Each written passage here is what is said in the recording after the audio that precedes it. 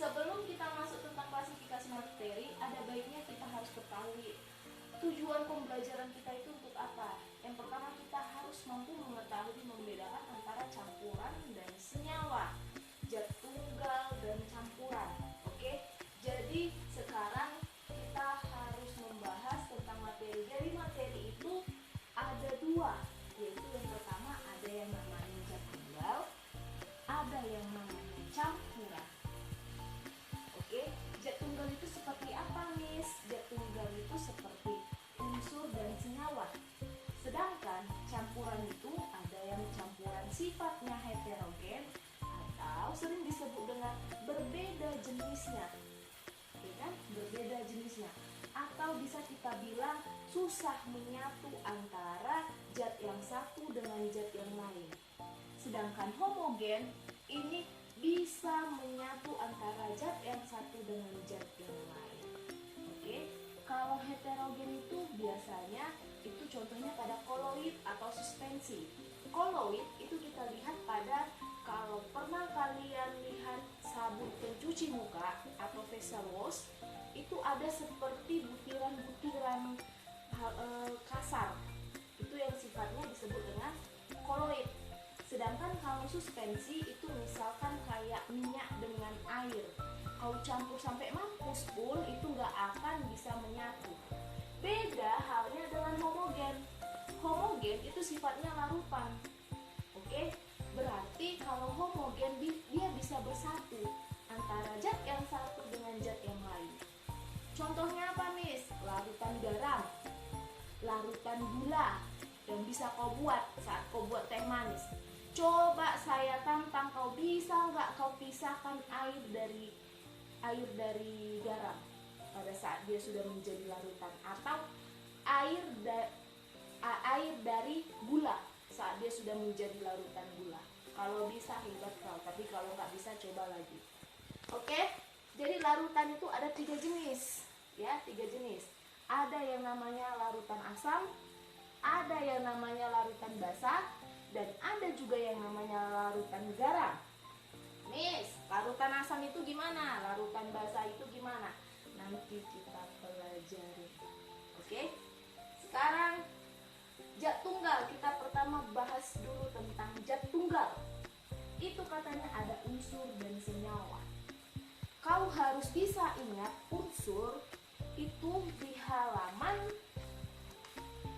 100, pada buku paketmu halaman 100. Lihat, kau harus bisa tahu atau kau harus bisa pahami unsur golongan A. 1A, 2A, 3A, 4A, 5A, 6A, 7A, dan 8A. Inilah golongan yang penting yang harus kau ketahui. Oke?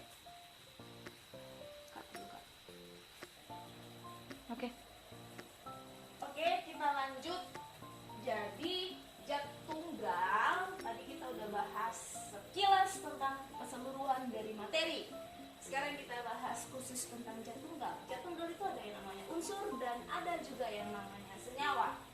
Kalau unsur itu hanya terdiri dari satu jenis zat saja. Sedangkan kalau senyawa itu terdiri dari 2 jenis zat. Misalkan itu garam itu NaCl, ya kan? Garam itu rumus kimianya NaCl. Inilah garam dapur yang kau pakai, oke? Yang kau pakai di rumah itu NaCl. Ada berapa jenis zatnya terdiri? NaCl berarti kalau kita pisah Na positif ditambah Cl negatif. Inilah yang disebut dengan senyawa. Sedangkan kalau dia unsur hanya satu jenis saja, yaitu unsur natrium atau unsur klorida. Oke? Jadi kita bahas dulu yang pertama, unsur. Unsur itu tadi Miss sudah bilang kau harus hafal yang golongan 1A, 2A, 3A, 4A, 5A, 6A, 7A sampai 8A. Jadi untuk lebih gampang atau lebih cepat kau menghafal, Miss punya satu triknya. Yang pertama itu untuk golongan 1A. Golongan 1A. Jadi Miss harap kau bisa tahu, bisa paham, jangan kau lupakan karena belajar new normal, jadi tidak kau bahas ini. Ini sangat penting untuk masa depanmu. Kalau kau masih mau lanjut sekolah, ini selalu kau jumpa. Nanti setelah masuk, Miss akan tuntut untuk ini. Oke? Dengarkan. Kalau untuk golongan 1A itu hari, itu sebagai H. Unsur H kan di sini golongan 1A terletak pada nomor atom 1. Oke, bisa kau lihat di bukumu halaman 100. Libur itu Li atau litium. Oke? Naik Na, natrium. Kuda itu K, kalium. Rabu itu Rb, Kamis itu CS, free itu Fr. Oke?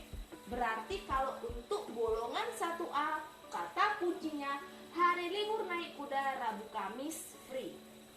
Untuk golongan 2A, becak itu BE, Mang MG, Mang, Kasim CA, Sri SR, bawa BA, racun itu RA. Berarti kata kunci untuk golongan 2A, becak, Mang Kasim, Sri, bawa racun. Kita lanjut sekarang golongan 3A. Perhatikan golongan 3A di bukumu halaman 100. Tidak perlu kita bikin singkatan langsung. Balga inti. Bisa? Balga inti. Oke, sekarang kita lanjut ke golongan 4A. 4A C, SI, GE, SN, dan PB. Jadi Miss bikin singkatan, cewek sigaret senang PB. Ngerti PB kan? PB itu permainan point blank. Oke, sekarang golongan 5A. Itu ada N, P, AS, SB, BI. Itu Miss kasih singkatan no problem, asal sabar, bisa. No problem, asal sabar, bisa. No sebagai N, P sebagai problem, AS sebagai asal, SB sabar, BI sebagai bisa. Oke? Sekarang golongan 6A. Orang Siantar senang tengok polisi. Orang Siantar senang tengok polisi. Orang itu kita bikin sebagai O, Siantar itu kita bikin sebagai S, senang itu kita bikin sebagai SE, tengok itu kita bikin sebagai TE, polisi itu kita bikin sebagai PO. Sekarang kita lanjut ke golongan 7A. Golongan 7A, Francisca, Siboru India, idaman Ati. F itu sebagai Francisca, CI itu kita bikin sebagai SI, Siboru. BR itu kita bikin sebagai Boru. I itu kita bikin sebagai India, idaman Ati. Ati kan bisa kita ambil yang artinya. Oke, sekarang kita lanjut golongan 8A. Heran, Nenek Ardi keriting sekali rambutnya. Heran itu kita bikin sebagai HE atau helium. Nenek Ardi itu NE, AR itu Ardi, keriting itu KR, XE itu sekali, rambutnya itu RR. Oke, sampai di sini Miss harap kalian bisa paham. Sekarang kita lanjutkan tentang senyawa. Oke, sekarang kita lanjutkan ke senyawa. Jadi tadi Miss sudah jelaskan kalau senyawa itu terdiri dari dua jenis zat atau terdiri dari dari dua jenis unsur. Unsur ya, lebih tepatnya unsur. Terdiri dari dua jenis unsur. Contoh dari senyawa itu apa, Miss? Contohnya itu NaCl dan H2O. Jadi dari unsur-unsur tadi, di sini ada yang unsur bersifat padat dan ada unsur yang bersifat cair. Oke? Jadi di sini begitu juga dengan senyawa. Jadi kalau senyawa ini bisa kamu lihat. Contohnya NaCl itu terdiri dari dua unsur, Na positif dan Cl negatif. Oke? Miss, dari mana positif negatif? Ya kan? Nanti kau akan pelajari pada saat masuk SMA, di jenjang SMA. Jadi Miss hanya beritahu sekilas. Jadi kalau Na yang muatannya positif, Na itu bersifat muatan positif, ya kan? Na muatan positif, ya kan? Berarti dia lepas satu elektron, sifatnya lepas elektron, ya kan? Sedangkan Cl itu muatan negatif, yang artinya dia terima satu elektron. Berarti saat Na lepas elektron, Cl lah yang terima elektron. Kira-kira kayak seperti itu sekilas. Terus sekarang bagaimana dengan H2O? H2O itu terdiri dari dua unsur H positif dan satu unsur O2 atau oksigen negatif yang muatannya negatif. Oke, sampai di situ Miss harap paham tentang unsur dan senyawa. Sekarang kita lanjutkan ke campuran. Oke. Sekarang kita lanjut tentang campuran. Campuran itu ada dua, heterogen dan homogen. Heterogen tadi Miss sudah jelaskan, ada koloid dan suspensi. Koloid itu contohnya facial foam, sabun muka, pencuci muka, punya kakakmu atau punya ibumu atau punyamu sendiri, mungkin udah sering kok lihat. Suspensi itu contohnya itu antara campuran antara minyak dan air, tidak akan mungkin bisa menyatu. Sekarang yang homogen. Kalau campuran yang homogen berarti dua jenis zat yang bisa tercampur menjadi satu. Contohnya apa, Miss? Gitu. Contohnya itu homogen yang bersifat larutan. Larutan itu ada larutan asam, basa, dan garam. Sekarang kita lihat larutan asam. Larutan asam itu ciri-cirinya itu memiliki rasa asam. Yang kedua, mampu menimbulkan korosi. Korosi yang dimaksud perkaratan pada suatu zat besi, ya kan? Contohnya hujan. Hujan itu biasanya bersifat asam, hujan asam. Oke. Terus yang kedua, mengubah kertas lakmus menjadi merah. Jadi kalau misalnya kamu punya kertas lakmus biru, saat kau masukkan ke larutan asam, maka kertas lakmus akan berubah menjadi merah. Sekarang pH-nya itu pasti lebih kecil dari 7. Yang artinya semakin kecil pH suatu zat, maka semakin asamlah sifat zat itu. Selanjutnya basa. Kalau basa itu ciri-cirinya yang pertama memiliki rasa pahit, terasa licin di kulit, mengubah lakmus merah menjadi biru. Rasa pahit bukan berarti kalau basa ini bisa kau rasakan. Contohnya apa, Miss? Sabun, ya. Jadi kalau ditanya orang nanti, kira-kira menurutmu sabun yang kau pakai itu sifatnya apa? Asam atau basa? Jangan kau bilang nggak tahu. Sabun itu sifatnya basa. Rasanya itu pasti pahit, tapi bukan berarti kau bisa mencoba.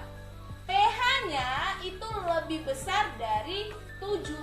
Berarti semakin besar pH suatu zat, maka semakin besar pula lah sifat basanya. Oke. Sekarang kita lanjutkan tentang garam. Larutan garam itu biasanya terdiri dari unsur yang berasal dari larutan asam dan larutan basa.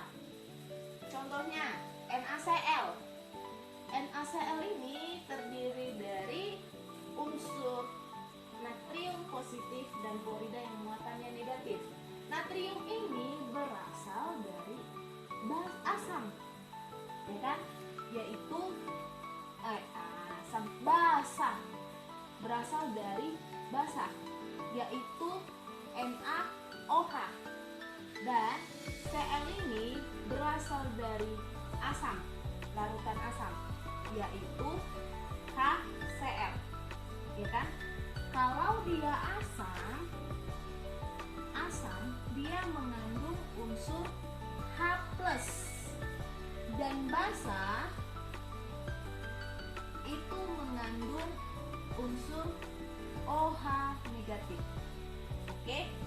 Maka kalau kita uraikan, jadi NaOH tambah HCl itu Na positif tambah OH negatif, dan H positif tambah Cl negatif. Maka Na positif dan Cl negatif akan bersatu membentuk NaCl. Inilah yang disebut dengan garam. Oke? Dan OH negatif dan H positif ini akan membentuk yang namanya H2O. Inilah yang disebut dengan air.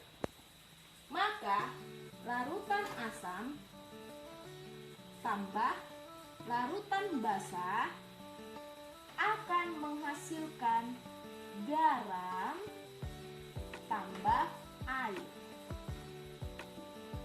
Oke, kesimpulannya larutan asam tambah larutan basa akan menghasilkan garam tambah air.